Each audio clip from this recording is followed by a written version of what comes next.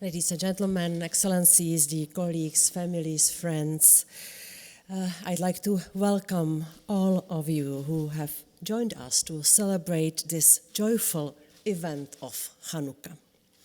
Although slightly early, as you may have noticed, it will be the occasion to celebrate it twice this year. This is the 14th edition of Eurochanukah, an event that has become an integral part of the European Commission's calendar. I am happy to see so many familiar faces, and also as well as some new additions to our gathering. Of course, first of all, my thanks and congratulations go to the European Jewish Community Center for the boundless energy to organize Eurochanukah every year in our institution.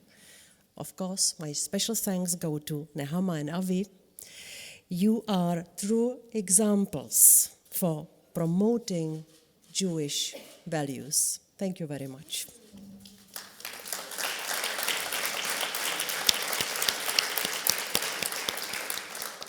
Because your dedication helps us to not only highlight and celebrate diversity, but also to foster understanding of Jewish traditions and culture. Just like the Jews re-inaugurated the Second Temple in Jerusalem at Hanukkah, the newly established European Commission inaugurates its new mandate, in which the promotion of Jewish life and culture have an important place. And I am personally proud to serve as Vice President for Values and Transparency. And I am proud to be part of this celebration, which is dedicated to Universal Human Rights Declaration that was adopted 71 years ago, 4 years after the end of the Shoah, as a direct result of it. Hanukkah, also known as the Festival of Lights, symbolizes freedom of thought and freedom from oppression. These are core values of the European Union and of humanity as a whole. The celebration of Eurochanukah, the day after the International Human Rights Day, reminds us of the diversity of traditions and sources driving our history, values, and society. And I am pleased that this year's Eurochanukah exhibition puts at center stage the exceptional contribution of Jewish women to society, philosophy, science, arts, fashion, and also politics. The portraits and history of women with a clear vision, such as Simone Weil, Hannah Arendt, Anne Frank, Vera Rubin, and many more, is really inspiring and giving power, giving strength to us today. When talking about the great achievements of humanity, we will not forget their names. The right to equality is enshrined in the Universal Declaration of Human Rights, and still 3 generations after the adoption of the Universal Declaration, and despite progress made, there is still a lot to be done. The great Belgian lawyer Eliane Vogel-Polsky comes to mind. Her immense role to foster women's rights after the war can certainly be an inspiration when we draft our new European gender strategy together with my colleague Helena Dalli, who is not here, I guess. No, I will give her your best regards. She will be, of course, from the very beginning working on the strategy which will bring the real result and the difference. So now, today, I have the pleasure and honor to stand here, and I look at the portraits of the exhibition, which is open today.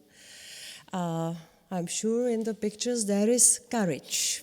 And I also look at common history where women were too often and sometimes still are undermined and silenced.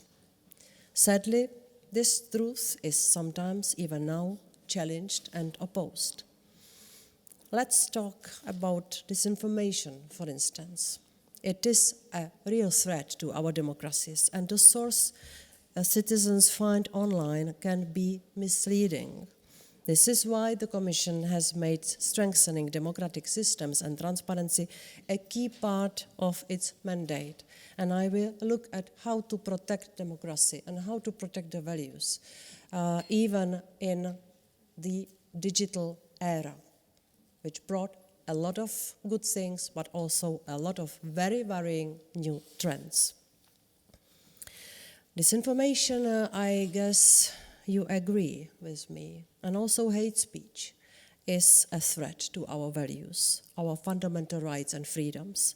The Jewish community knows too well, unfortunately, just how much the rising plague of anti-Semitism poses challenges to their everyday lives.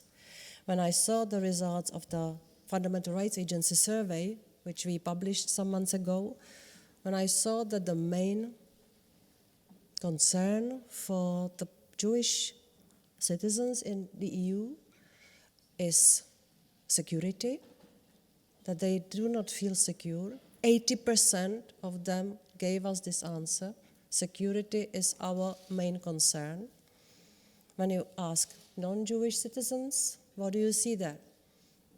Normal things, health and protection of family and job.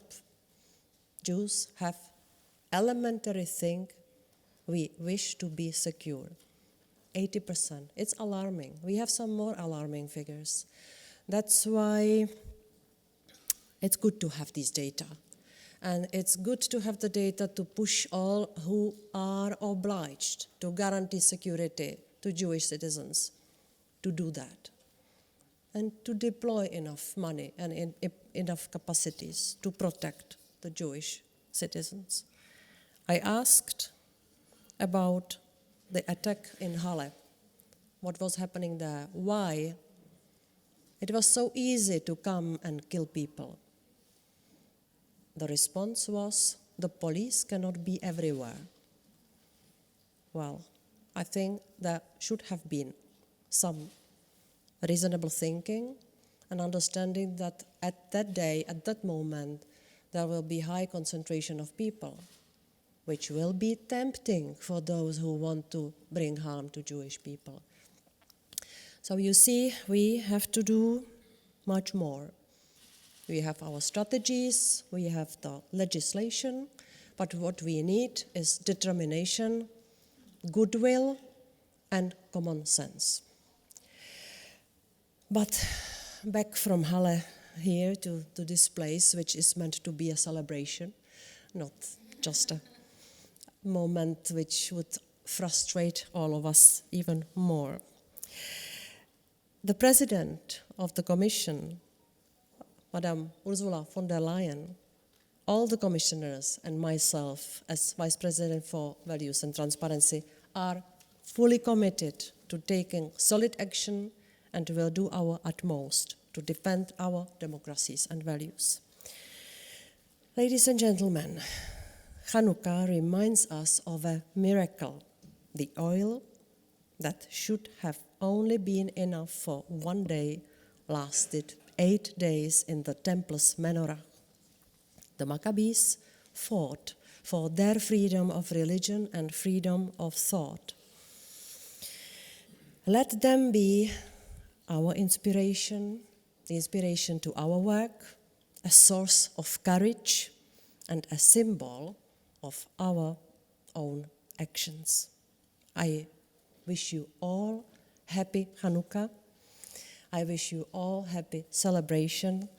Chanukah Sameach. Thank you.